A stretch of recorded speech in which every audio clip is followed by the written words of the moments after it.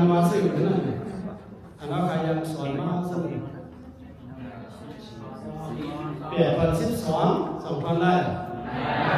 8,200 ไร่รู้ยังมั้ยกูมาชิมเนี่ยก็กูมาชิมเหรอมาลองแทน2มาเป็น12ก็กูมาแทนเป็นก็เป็น12แล้วเอาเปลี่ยนถอน2,000 ไร่2,000 ไร่เลยหรือกูมาชิมมาเสร็จแล้ว2มาเป็นเป็นทำได้เมื่อไรครับเป็นทำได้เมื่อไร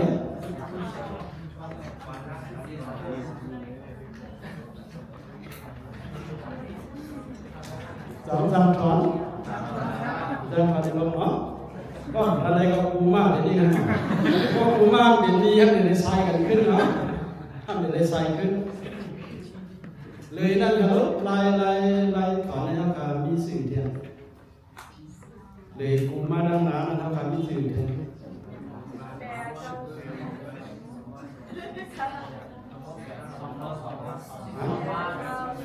เปลี่ยนทางไหน2 มานั่นเลยก็อันก็มาทำได้หน่อยเพราะว่าวันที่หนาวะเก่าทางไหนก็1 มาเปลี่ยนทางไหนก็2 มาก็เลยก็สิ้นทางไหนก็3 มาต้นทางไหนก็4 มาทางไหนก็5 มาในก็เขี้ยวก็เลยก็ทางไหนก็5 มา4ทางไหนก็โตขึ้นมาอะไรก็มีเนาะยาไปสอนมันอะไรเลยก็เนาะ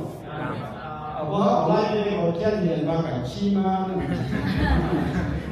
เขาถูกขี้ได้เป็นมีดังมันนะเรียนแต่รู้ความคำว่าที่อาหารพวกครูวันนั้นเนี่ยมันคุยว่าอย่าให้กับอย่ามาใจครับครูอย่ามาใจครับครูนี่คำมีนั่นเยี่ยมเลยเขาทำเขาไม่ใส่เลยเปลี่ยนตอนอะไรก็2 มา2เลยนะ2ก็กันก็4เพราะว่าเขาว่าตอนอะไรก็ตั้งมาเขาเดี๋ยวย้อนแบบนี่รู้เพราะ1ในเขาย้อนไปก็คือ0 2เนี่ยนะเอาไล่ในคนไรเนาะไปนับอันนั้นเนี่ยมันจะมีหลายรอบหลายไล่หลายคูสั่งว่าเขาคำเดียเพนในบ้านหนองอินก็เบอร์หาในก็เรียกว่าเพราะว่าพาเป็นต้นทับคอต่อขึ้นมาเนี่ยไล่ดาบมันนั่นดีกว่ากับวนกันเลยห้องเด็กกล่าวว่าตรวจพิษเดินสามคุณก็เบอร์ไล่สอนเขาข่าวว่าดีว่าคือเป็นเหมือนกันเขาข่าวหนูคู่กันไล่หนองอินเพราะว่าคาเซตาเบสเนี่ยเขาข่าวเป็นโมเป็นสอนไล่เดียวกันในเขาวันก่อนพิษเดินดีเป็นสามเขาข่าวไว้ผู้ไล่กาบก็เนี่ยอันนี้เขาการปอกแล้วก็เนี่ยเขาการหันไล่อันนี้ในกองไล่เขาขาดเส้นไล่เนี่ยก็เป็นก่อนเขาปอกใส่ก็ได้เพราะว่าเขาทำให้ย้อนร่างหรือว่าเขาแค่ให้ตื้อร่างไปมันหนึ่งก็เลยเขาทำย้อนร่างอยู่ในเขาทำย้อน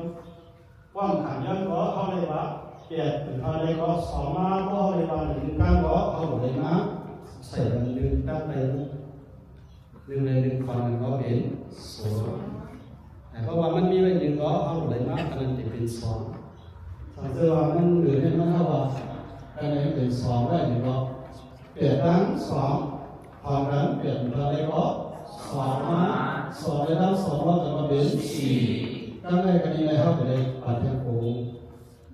ปัน1เพราะให้1ได้ก็2เนี่ย1ผ่านไปก็เกิด1เดี๋ยวให้1กว่าเพราะนั้นหรือเขาขาดไปไหนยอมเพราะนั้นไปเขาขาดไปไหนคือด้านไปอยู่ดีเขาขาดแค่คือเขาขาดแค่คือเขาขาดแค่ย่อมากเลยนั่นเองเดี๋ยวเขาแข็งมันไล่ทางเนาะออกเนาะก็เนี่ยสังเกตว่าเขาเองก็ปากเขาสิบเองก็ปากเขาสิบก้นอันเกิดเองก็ปากเขาสิบกันแทนเกิดเรื่องถึงหน้ากาเลย2 3 6เพราะ để thoại dữ này thấy đây ngay này để thoại dữเขาขายđể thoại dữ nàyเปลี่ยนตอนไหนนี่มาดีก็ทำอย่างนี้ก็ว่าเขาขายให้เซลเขาขายที่เราสิเปลี่ยนพอสองเปลี่ยนก็เป็นชิมพอสองเองเปลี่ยนก็เป็นชิมพอสองเองชิมเปลี่ยนก็เป็นซาสองเองซาเปลี่ยนก็เป็น30ย้อนสองปีบอกว่าในการอะไรในการอะไรในซาเปลี่ยนไล่เรื่องต่อไปงานอินเนาะงานเขาขายที่อะไรไล่ของมันมีรายเดียวด้วยกันนะเพราะผมว่าเปลี่ยนอันทอนได้สองมาสองรอกันด้านพวกตัวเองกันไหมฮะหรือในย้อนโกงก็เดี๋ยวเราเรื่องดีเก่าไม่เห็นไรอ่ะเราเรื่องมันดีเก่าเลยก็เรื่องของเก่าทำอะไรก็หนึ่ง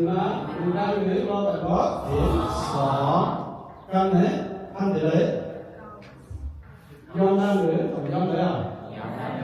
คือได้ไปเดี๋ยวเลยเนาะทำเรื่องแล้วเรื่องอะไรเราเป็นเศร้าอยู่ไม่ยากนะชิดก่อนว่ามาเป็นอย่างผมเป็นเศร้าอะไรกันเนี่ยน้องไรเนี่ยเพราะใครไม่กันมันคืออะไรเนี่ยให้เราเป็นเศร้าเป็นใครกับเวลาเข้าวานเลยในวานนี่ก็ดีย้อนนั่งหรืออะไรว่าย้อนนั่งหรือเศร้าไม่ย้อนนั่งหรืออ่านไปว่าเศร้าอะไรว่าย้อนอ่านว่าเป็นขึ้นชิดก่อนบอกเนาะโอเค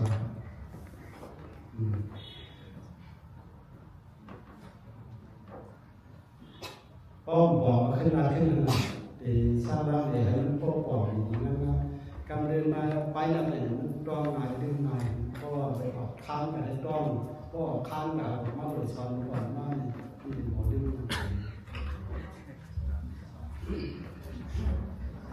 ทราบว่าในมือถือเขายังเพราะเขาเห็นหนังมาเนี่ยเขาขาดอะไรขึ้นเขาขาดอะไรวันเขาหนักเลย3 4 2ก็เลยครับแปลงมาคณะ3ตัวก็เลยเอาขึ้นมาเป็นนะ2 4 3ก็ต่อกันไว้ปีกาทั้งนั้นปีกาครับปีกา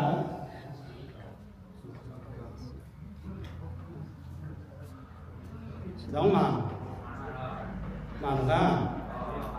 นั่นอะไรเลยว่าเขาแค่ว่าพวกขยันสอนไปพวกนั้นเนี่ยพวกลูกบอลในเขาขำชิมาเขาขับมันเขาไว้เพราะเขาทักคอดบอกมันใจเนี่ยจองเมียนั่นจองไว้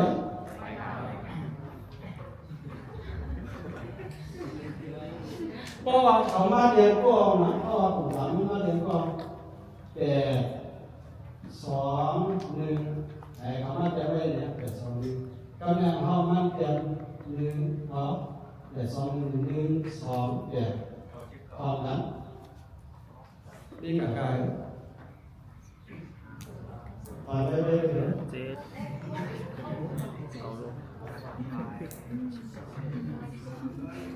ผ่านไปเลย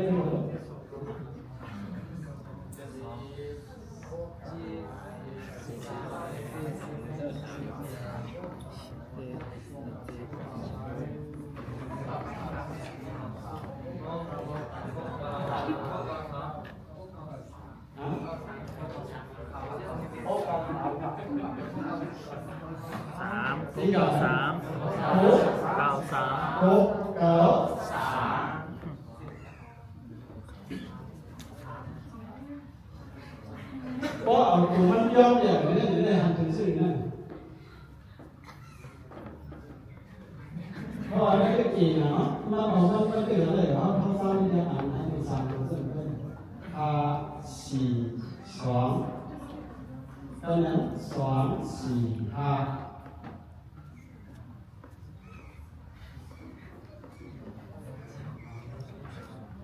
ไว้ที่ทางการนะ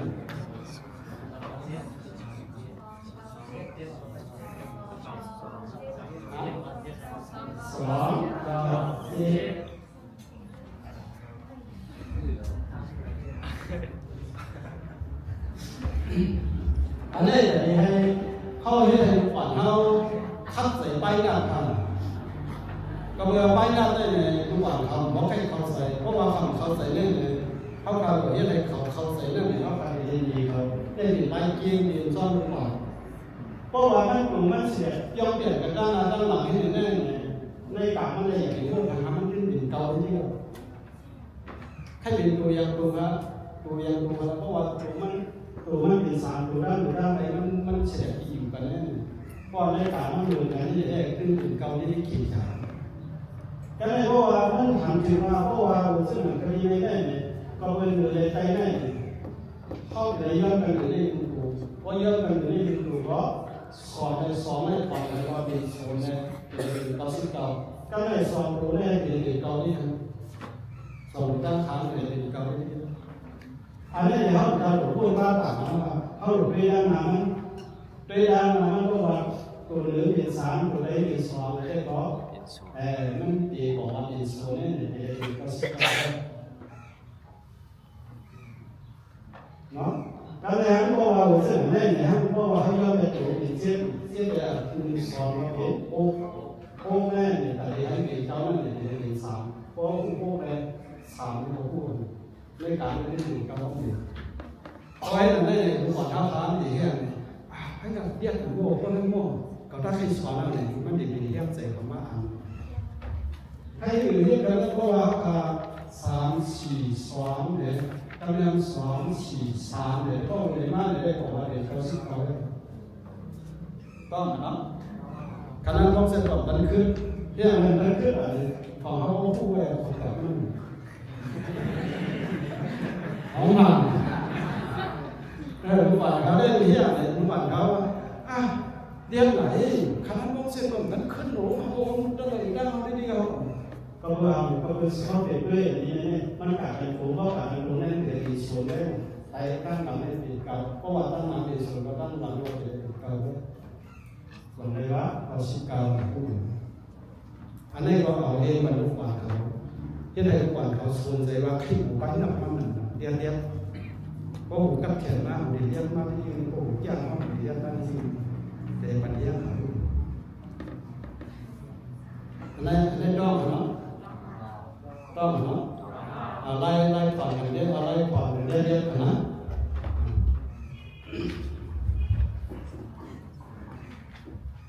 เดี๋ยวเราจะบอกว่าเขามีเงิน2เหงเข้ากัดสายเขาซิกระบะซิเจ็บเข้าหลังพันอย่างนั้นใครมันก็งายนั่นเนี่ยเขาใครจะได้หิ้วดื้อเนี่ยการนี้เขาออกเป็นดื้อการนี้เขาออกเป็นดื้อเพราะเขาออกเป็นดื้อได้สำเร็จความง่ายเนี่ยเพราะออกเป็นดื้อเราเป็นขาหญิงกระบะกระซิบกาอันนี้เพราะออกเป็นดื้อเราเป็นขากระบะกระซิบโอ้เพราะเป็นความง่ายการได้หุบขอนคือการเลยเขาได้เปิดขอนคือโซนเขาบอกมันโซนนี้มาใส่กันเลยก็ยาวเป็นโซนสาม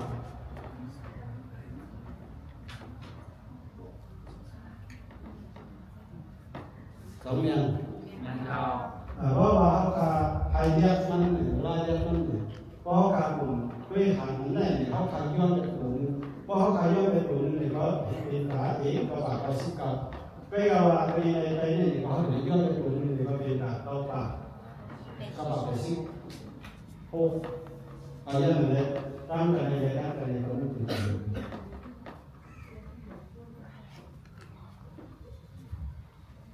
เขาขาเสียชื่อเรื่องเพราะว่าหลุมน้ำหลุมจานมันเนี่ยเขาขาหลุมน้ำเรื่อยๆเขาขาอย่าไปไว้ทื่อเขานั่งหลุมไหลปั่นที่ข้างน้ำหลุมไหลใกล้ทางนี้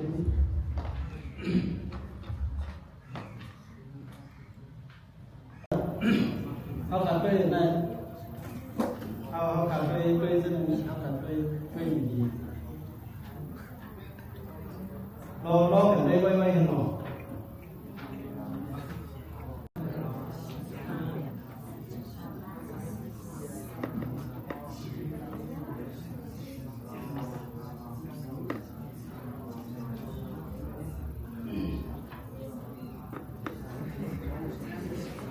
3 อันนี่เท่ากันในเดียว2 อัน2 เดียวยันอะไรเนี่ยให้เขาคันโลกกันไว้ดีกันเพราะนั่นเนี่ยที่ให้ทุกคนทำข้ามให้เขาไปใส่ไปแบบนี้อันแรกเนี่ยครับเวลาเนี่ยด้วยไว้ดีอย่างมันดีกันเนาะเขาจะไม่3 อันเนี่ยตั้งแต่เขาเป็นมัดเดียว2 หน้าเนี่ยตั้งแต่3 เลย6 ไม่เป็น2 เป็นพวกเรากันเป็นยังไง4 เลย 2 2 เลย 10 4 เลย 5 5 เลย 6ได้มาเบิ่งเวียนกันเลยเนาะเบิ่งเวียนกันเลย5 เลยจะได้เป็นยังกันเลยแบบไรเป็นกันเลย16 เลยจะได้เป็นแต่เลยจะได้เป็น3ไปเป็น9เนาะอะไรเลยว่าเบิ่งเมื่อไกลได้ได้หมันเนาะกันเลยกันนี้เนี่ย5 เลย 4 เลยเขาอยากเดียวเลยเนาะกันเนี่ย3 เลย 6 ก็เป็น3 เลย 6 ก็เป็น5 เลย 4 ก็เป็น5 เลย 4 ก็เป็นอันเขาอยากเลยมีเดียวเลยกันใช่ครับกันเลยอันเขาอยากเดียวเลยเนี่ยใจเนี่ยตั้งใจดูด้านหลังเลยเนี่ยครับเดี๋ยวเราย่อเป็น2เลยเขาไปด้านน้ำเทียบเพราะย่อเป็น2ก็ขึ้น1เข้าไปด้านน้ำอันนี้เนี่ยมันเป็นพิษเลยกันเลยมันเคยเนี่ยมันเป็นพิษเลยกันเลยกันเลยอยู่เลยเป็น3ใช่กันนะยันอะไรมีการเป็น2 เอ2 แสน2 หมื่น3 เอ5 บาท40 บาท2เป็นกันก็อยู่ในนี้มันเปิดไปเลยติดไปก็เนี่ยทำได้กันรู้อันนี้ดูเมฆมันจะเป็นตัวอะไรกันเนี่ยเมฆจะเป็นตัวอะไรเป็นแก้วไหนสองอันนี้เหมือนกันเนาะ2 อันนี้เป็นต้อยอยู่กันกันเนี่ย2 อันนี้เลยนะ2 อันนี้เป็นต้อยอยู่กันอันยาวเป็นตั้งหนึ่งเนี่ยเนาะตั้งน้ำเลยเป็น2 9 8 4 9ก็หาอันนี้เนี่ยให้ย้อน2เนาะให้ย้อน2เลยเป็นเพราะว่าเรื่องนี้เนี่ยเขาเอาในทุกวันเขาบอกว่าทางนั้นต้องเสียเขาท่านใดท่านขึ้นเขาพูดไว้อะไรเขาถามเขาแต่งนะเขายังเตรียมให้เขาเตรียมมากไป3 อันเลยครับคดีนี้เนี่ยหาเนี่ยเขาเดี๋ยวไว้4 6นะครับเดี๋ยวไว้3หาเนี่ยเดี๋ยวไว้4เนี่ยเดี๋ยวไว้5พอ2เนี่ยเขาเดี๋ยวไว้7มันแบบจะเป็นเก่าที่ทำเรียนถูกเก่าแล้วท่านเขาขาดเรียนถูกเก่ากันนิดนึงกันเลยครับเหมือนซึ่งหนัง3เนี่ยครับเขาเอา6 มาใส่ก็เป็นเก่า4เนี่ยเขาเอา5 มาใส่ก็เป็นเก่า1เนี่ยก็เอา8 มาใส่ก็เป็นเก่า6เนี่ยก็เอา3 มาใส่ก็เป็นเก่า4เนี่ยเอา5 มาใส่ก็เป็นเก่าเป็นซึ่งนี่ก็ใครหมายไว้บ้างเลยหมายไว้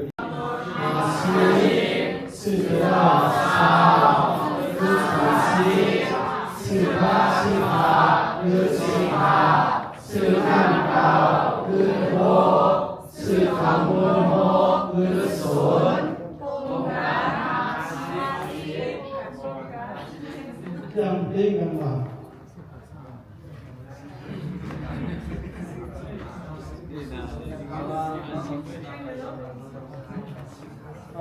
ยังเป็นสมุนไพรครับบุคคลครับสามารถขึ้นมาพบกันได้3 4 5 6 7 8 9 10 30 40 50 60 70 80 90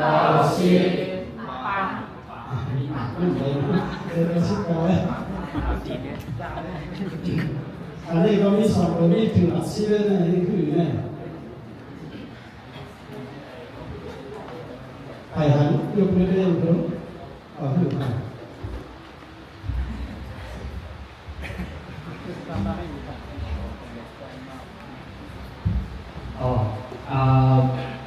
ก็เมื่อเช้าเขาพวกคนเดินหนีเรียกการเนี่ย เขาขอมีผักไว้ห้องกันผักไว้ห้องได้มันหลายอย่างเลยสลามเขาเนี่ยจะมี opening กับ closing opening เอาเนี่ยครับพอไปดีไงเนี่ย opening เนี่ยเป็นซื้อเขาซื้อผ้ากับซื้อน้ำซื้อของเนี่ยเป็น expand เขาเพราะต่อรางเนี่ย50เนี่ยเขาซื้อเศร้าเนี่ยดีขึ้น30นั่นเองclosing นั่นดีขึ้นกว่าเพราะทางว่าเนี่ยเป็น opening เขาขึ้นสายเลย15เนี่ยคือ15เนี่ยเขาขึ้นสายเก่าเนี่ยคือพกเนี่ยเขาขึ้นสายเนี่ยพกเนี่ยคือส่วนเพราะต่อรางใน closing เขาopening เขาใน1 วันมาป้องกันในมันรายการมันเนียนเปิดเพราะเขาขอล้อเนี่ยมันนิ่งนำกว่าเพราะเอาตัวอย่างละเขาขอมี50ซื้อเขาทำยาซื้อผ้าทำยาซื้อน้ำทำยาซื้อขนมทำยาเนี่ยทั้งหมดในนั้นอีวัด4 อย่างคือเอาเงินไปทำดีคือ49ไว้ดี48 เซนเนี่ยโอเคแนะนำดีหนังมากเขา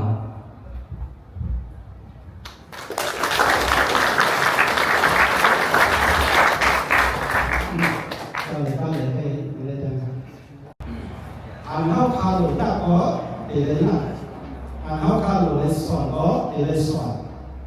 อันเขาคำคือนี้น่าก็อย่าให้น่าอันเขาคำคือนี้สอนก็อย่าให้สอนให้เขาวิธีตั้งผู้กินมันกับเรียกเสริมด้านอะไรเขาอันนี้แน่มันกล่าวบอกว่าเพราะว่าพอมีเขานั้นเลี้ยงเขามานั้นตั้งใหญ่ตั้งนำอาสาเขาหันถึงเขาบ่ใหญ่กำเนิดมาได้ก็เขาฟองมาเขากะกินตั้งกินดีกินวันได้วันกะยกได้ก็เขาพอมีเขาได้เลี้ยงเขามาฝ่ายกินบ้านลูกเขามาอันนั้นได้วันอันนี้เขาสู้เขาเป็นคนมาในเป็นเรื่องนั้นทุกอย่างเป็นเรื่องนั้นเขาพยายามกินเขาได้ก็เป็นกินที่ที่ได้กะทำถึงซึ่งแก่พอมีเขาเนี่ยเขามาได้เห็นได้หนึ่งได้เขาทำทุกอย่างย่านเล่นอันนี้เนี่ยมันเป็นตอนหลังนึกขึ้นนั่นก็ประมาณมันเป็นนึกขึ้น30ต่อมันกะใส่เป็น15เราขึ้น15กะซื้อนั่นแทนก็คือโทกะซื้อเขาเป็นแทนก็ขึ้นส่วนอันนี้มันเสียงมันอะไรหนักคำนี้มันได้ให้สั่งเรามันเป็นซึ่งมาขึ้นส่วนเนี่ยมีหรือเนี่ยเดี๋ยวให้เราได้ทำกันนะเดี๋ยวนั่งก็เดี๋ยวเขาอย่างนี้นะว่าที่นี่มาขึ้นส่วนเลยพวกนี้เบรกกันเลยขึ้นส่วนเลยห้ามที่เด็กแบบมีเท่า50 เยนเด็กเขา50 เยนกันเลยที่นี่มาตั้งสิ่งนั้นมันไม่บอกมันมีอยู่50กว่าเยอะยังใจกันนั่นเนี่ยมันเป็นการจ่ายให้เราที่ให้ดูฝั่งเขาโอ้เขาปั่นเขาที่ไหนเขาเป็นปั่นเขาอ่อนเยอะแยะเลยเขาพูดได้เองเพราะว่าวนเวียนไปนั่นเองเขาลงพื้นที่ในก่อนเลย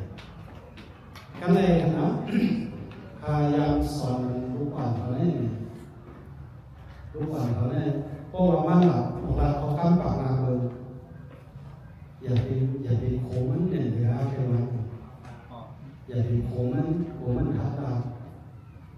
เพราะนั้นเมื่อไรล่ะถ้าไปโค้งมันเลยตีนี้เมื่อไร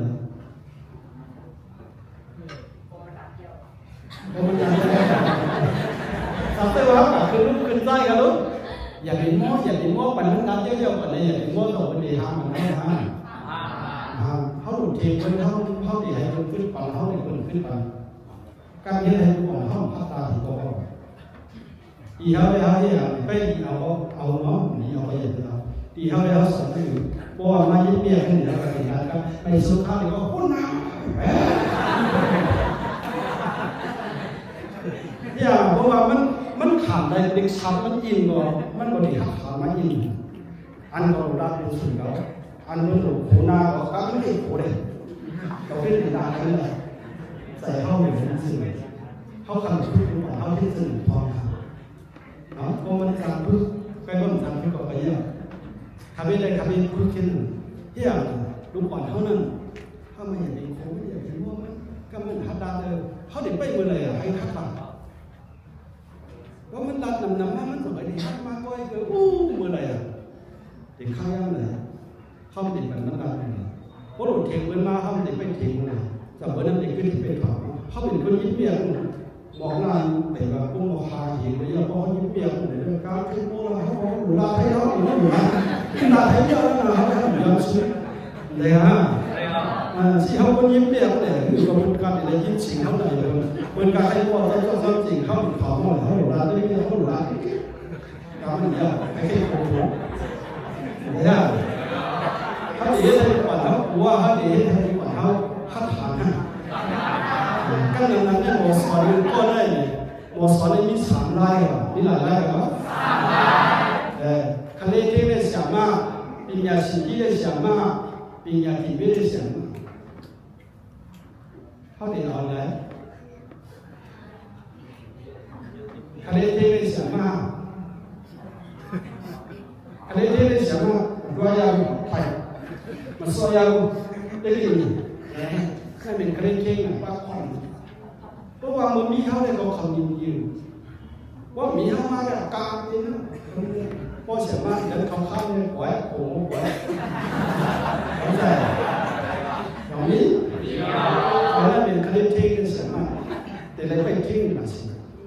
ว่าเป็นยาสิ่งที่ได้เสียมากลูกวันเห็นเขาใส่ก็ยังหนักโอ้ไอ้เนี่ยแต่เป็นยังไงนั่นเป็นยาสิ่งที่น่ะลูกวันเขาเอาได้เขาโอ้เขาดังแล้วเขาดูคือเที่ยวสอนอย่างนี้ครับลูกวันเยี่ยมกันมาสอนอันนั้นเป็นยาสิ่งที่ได้เสียมากเป็นยาที่ไม่ได้เสียมากป่องไป2 ป่องใส่เขาได้มีร้านเดียว2 ปากไข่บูเพราะว่าเขาได้สอนไปนั่นก็เขาเห็นให้เขาใส่ไปนั่นเพราะว่าเขาไม่เข้าใจไปนั่นเขาอยากเป็นคนสอนเขาเลยด้านนี้ไปนั่นเลยมันสับเสียงสื่อมันเป็นสื่อ1อันกินอันยังเขาก็เป็นไปนั่นเบิ่งเศร้าก็เป็นไปนั่นเตรียมเอาเรียกตัวใหญ่ก็เป็นไปนั่นเมื่ออันเบิ่งสอนเองเรียนเขาว่าเมื่ออันสอนเองเรียนก็มี2 แบบนี้ครับเมื่ออันเบิ่งสอนไปนั่นมันมีมึงคือว่ากันอะไรมีไปกูกับวิไลผมก็ได้ขนาดนั้นผมสักสอนน้องใส่ก็เลยเขาไกลลานเองเขามึงอันสอนไปนั่นนี่เขาห้ามมาไปนั่นนี่มันรอในนั้นสงสัยก็มีไปนั่นในระดับนี้มีการตราหมาเนี่ยในก่อนมีเลยตอนนี้มีอะไรมันมีสื่อบนสื่อเขามีตอนบนรันเขามันโมลองเป็นด่านมามันถึงเป็นไรนั่นพอเขาเลยกินโค้บนนำพอเขาสู้นำโค้บนไม่กินโค้เขาใจเดียวพอเขามีไปนะเนาะพอเขามีไปนะแต่พอเขากินโค้มันไหนอะก็เลยสายเตี้ยมันขึ้นเอาก็เลยนี่มันขึ้นมันเจ้านั่นคือขึ้นต่อกินอันนี้เลยมันบอกว่ามันให้กินลายมันเองพอมีไปนะเขาก็มีไปนะเขาส่งมีไปนู่นเขาส่งมีไปสอนพอเขามีไปนู่นมีไปนะไปนู่นไปสอนให้ตัวเป็นมาเพราะพอเขาคันเนี่ยเขาสมบูรณ์เยอะมากจำได้เลยว่าเพราะว่าทุกวันเห็นเขาในห้องเห็นอะไรให้เขานั่งสมาธิให้ดูเขายินใจเขายินอินกับเราสอนเพราะเขาได้สอนนั่นเนี่ยทุกวันเขานั่นเนี่ยไหนเขาก็ดีขัดใจนั่นเนี่ยเขาขัดด้วยมือให้เขาให้ไรเพราะว่าเมียนมือเป็นต้องให้เขาในเขาได้เลี้ยงเขาบนในก้นอะไรกินเขาสองส้มเมียนมือเป็นกินเขามาอย่างไรมาในห้องมาได้ก็มากินเขาได้สองเด็กส้มลูกบอลแล้วก็เมียนมือขำใครเห็นนั่นเนี่ยเขามาทำมาเขาเห็นก็ขำใครเห็นยันเลยนั่นคือเขาได้ใครเห็นนั่นเขาได้ใครกู้นั่นเขาได้เลยสร้างร้านนี้ของดังไปนั่นเลยดังลองมันมีด่างเส้นด่างเส้นเวไปนั่นเลยพอเขากัดเห็นมวยาสองเขาไปนั่นไปนั่นเดียว1 4 4 2 4 4 3 4 4เขาได้เลยซ้ำบรรกาหรือเขาคนเปลี่ยนชื่อไหนเขาได้เลยด้วยชื่อนั่นได้เลยเอาไปนั่นสองกันไม่ได้ป้องยาเห็นยาได้เลยสองไปนั่นนั่นแต่ได้กายเห็นการไปมามีเนี่ยกันนำเข้าคาบินออกได้วันเส้นน่ะสีอันนั้นวันเส้นน่ะกลุ่มนี้เขาอันนี้มาตั้งไว้ที่เงินเขาเส้นนั้น3%กันใน15%เป็นล้านเส้นไว้กันให้กับมีเงินกันได้กันเลยไว้ในป่านนี้เอากำไว้เจ้าเขาต้องพูดว่าเดี๋ยวเงินกัน เงินเขาเด็กเขาการ1 ปีเขาเด็กเขาการร่วมเขามีเงินฝากหมดแค่ไว้ฝากความรู้โตมาปีนี้กับคนตัวพอโตมาฝากมาเงินกับโตมา10 เงินโตมา20เลยเคยมาอุ่นในเบอร์เนี่ยลองมาเงินมันติดโตมากันมันต้องน้ำขาไปเปิ้นไข่แดงกินมันเลย2 เดือนอะไรขึ้นเดือนเลยมันเดียวพอเขาไป2 วันเนี่ยนะคนอันโมไว้นั่นเลยเนี่ยเขาขาดเป็นอะไรหันถึงซื่อเพราะว่าชาวเซนก็ไว้ปากมันก็มีการนั่งยันมัน1 ปีเพราะว่าก่อนในเตียนคนก็อยู่ในยี่ห้อมันเป็นของไทยเขาสั่งมายี่เขาเองเรื่องขี่ในบางการทำด้วยเพราะว่าเขาคำเขาเล่นเขาขยันก็มีก็เลยว่าตาที่ปันเงินตาที่ปันเงินอาบุยกันซึ่งอะไรก็ตอนนั้นเพื่อนไม่ได้กระดิบปันไม่กันได้กระดิบปันไม่กันได้เพื่อนว่าเพื่อนเดี๋ยวว่าเปอร์เซ็นต์มันว่าส่วนมันว่า10 บุญได้กระดิบปันไม่น่าอันนั้นก็20%กระดิบปันไม่น่าเพราะเขาคำหมดไปเนี่ยเขาคำดีอยู่เขาว่าเขาเด็ดรายการเงินพอมีเขาจะมีการเข้าในรายการอยู่ในเข้า20%มีอะไรสั่งไว้ว่า20%ได้เป็นระดับเก่าใกล้เก่าเดี๋ยวเลย20%อันนั้นเนี่ยเงินเดียวเนี่ยมีเหงเหมือนมาเป็นลอย2 ปากเลย20%มีอะไรอยู่เงินเดียวมีหายเหมือนมาเป็นกับปากเหมือนมาเป็นกับ50%มีอะไรอยู่ห้องจังเทงด้วยนะจังเทงแหละเลยก็เมื่อห้องทำเทงแหละก็เมื่อห้องคู่ก็ห้องคู่เส้นมันก็จังเทงอันนั้นก็ก็ไม่เขาหายให้เหมือนเจ้าเล่นหลูไปแล้วให้เหมือนเจ้าเล่นหลูให้อะไรบ้างหลูเขาให้เหมือนเจ้าเล่นหลูคือเหตุการณ์เหตุย้อนในเขาขายเยอะอะไรเนี่ยการสื่อการพูดไม่สื่อมีกินหาเอามีกินอะไรแบบกินมีกินอะไรเวลาเลี้ยง10 ต่างกันเลี้ยง3 ต่างกันเขาบุกการเรื่องบนว่ามันมี10ในบนบ้านเสียวันเขา15วันอะไรกินหรือเขากับ5 ต่างเขาสู้กันหลายกันอันนี้มาสู้งานเขาเสียนะหมายถึงเด็กอย่างนี้แล้วก็รู้คนเดียนกินเขาว่าเขาพูดเหมือนสมัยไม่ไงไม่เลี้ยงต่างยังหาต่างเนี่ยเป็นเสว่าเส้นต่างเขาไม่เงินเส้นต่างค่าเศร้า1 ต่างกันได้เป็นก็ตัด10 เสียได้ตั้งแค่1 คืนเป็นเอาเลย2 ต่างก็เป็นเลยกินเท่าเสียเลยเพราะว่าต่าง50 เสียมาได้เป็นเลยกินต่าง9 เลยถ้าไปมีโจ้เข้าใจเนี่ยมีมันได้ปัญหาของเราเนี่ยของเลยเขาบอกเองเลยมันจะมีข้าวพาพ่อไปนะใช่เขาบอกกันนี่เลยนะเขาบอกกันมานะบอกกันมาโรงพยาบาลถึงมาเรียนเขาใช่เองเรียนเขาบอกเองเรียนถึงมาเรียนเขาเลยก็เขาไปนะยังไม่ไปนั่งใน2 หมู่เลยเนาะเขาเลยพูดเลยเรียกเขาก็เขาทำน้องเรียกว่าไปนั่งใน2 หมู่ทางเรื่องเราต้องการหาเรื่องอะไรเราก็จะเป็นผู้การผู้ดูเรื่องถ้าเราได้ก็จะมีอะไรก็ต้องทำในโลกในผู้ในเรื่องโดยที่ให้ลูกของเขาส่วนใหญ่ในที่เขาทำผู้สอนเลยเขาทำในที่ส่วนใหญ่ที่เรื่องต่อไปเนาะเพราะมันเราทำที่10 ต่อไปเนาะเรื่องตัวเลขตัวอย่างต่อไปเป็น12บอกเราตัวเลขอย่างไร来的目标呢就是12，我们这个呢以后可以40个，我把大家为第3。对呀。对。那这个嘛，后面呢，这边把它的连接搞上去，这个连接安的，它可以保持，还有把它，เพราะว่าเขาข้ามมาแล้วเรียนเขาจะเป็นผู้ไม่หนาของเรือเพราะเขาทำแบบอินซ้อมนะเขาทำแบบอินซ้อมมันไม่ดีกว่าเขาได้ที่ต่างมันไม่ได้ทำนะเพราะเหมือนนั่นเขาเรียนที่คืออะไรที่การของเรานะครับเรื่องบอกว่าเข้าทางแบบที่ต่างด้วย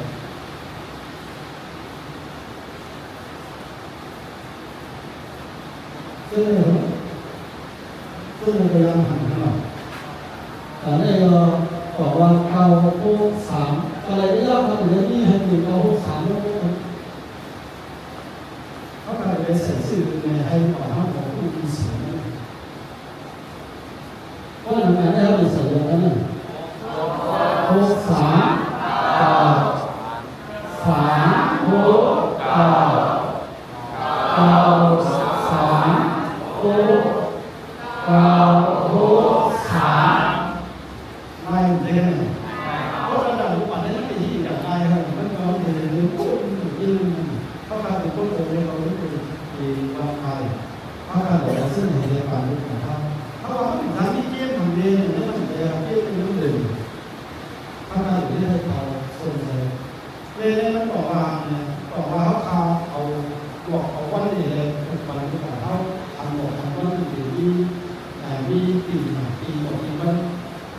chủ là không bánh là thôi là họ con tiền hạ thì nó mới có sự thế nó đi có thể có sự thế nó ở đây có lúc làm thứ xử không là xử nhé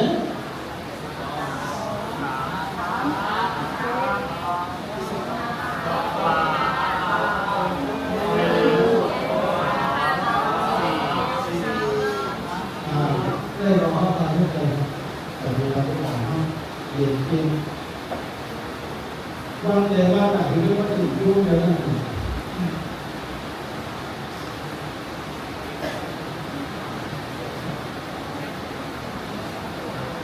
cái này đó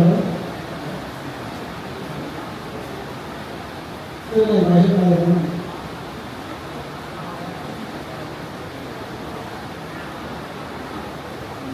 cái cả này có cái hàng nói đấy nó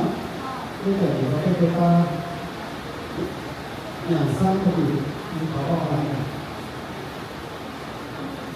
nhà sang mà để bị ha mà xin lỗi các bạn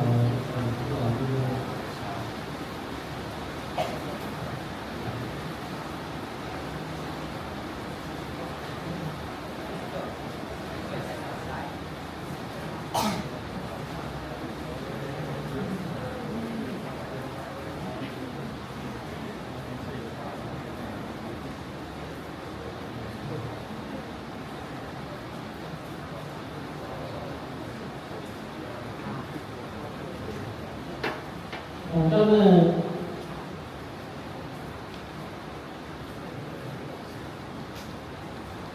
cứ ở đây đó và ăn xiển thau phải lấy sang ra thì là đây là thì về cả thịt này nữa nó phải lấy nó sang ra thì ăn cún ăn họ ăn lo cả đấy ăn khoai cả đấy ở đây thì mà ăn cún này tao vừa họ thì mà ăn cún này cún nàyก็เขาพาเข้ามาดีกว่าเขาผสมกันดีมากเลยเนี่ยมันมุ่งถึงขึ้นเลยก็เลยไปได้เกาหลีได้หาเนาะอะไรนั่นอะไร200ก็เนี่ยอันนี้นั่นเลย200เห็นการก็เลยเขาพาดีเอาเกาหลีขึ้นไปให้ถึงจะไล่เนาะก็เป็นซึ่งการถามเขาเกาขึ้นเปียกกลางหรือเขาเห็นบางกลางหรือแต่พวกยาอะไรดีๆกับว่าถึงเท่าไหร่เนาะเกาขึ้นเปียกกลางหรือในเกาขึ้นเปียกที่เปียกที่ยอดรูนี่นะเปียกเสี้ยนได้แล้วแต่ให้มาต้อนรอให้เป็นเกานั่นเองนะ12เกาขึ้นเปียก72ก็เกาขึ้นโมกเกาขึ้นโมกนะเกาขึ้นโมกเหรอ54ก็เกาขึ้น3ลูก3ที่ยอดรู2 4ร้องใส่ก็เกาขึ้น5ยอดรูเป็น4ของไงก็เกาขึ้นเกาหรือ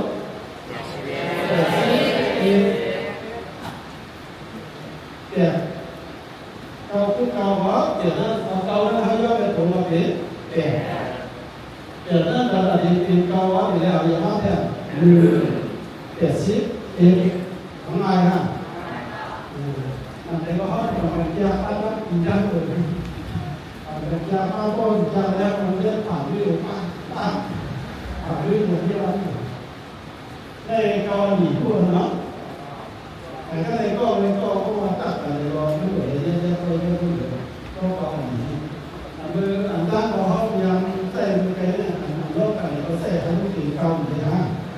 แต่ก็เลยอันนี้เราก็เกาหลีนี่เขาเกาเรื่องนั้นเกาไล่ให้เกาหลีนี่เป็นโซน3แล้วเขาบอกเนาะเกาหลีเป็น3ด้วยเนาะ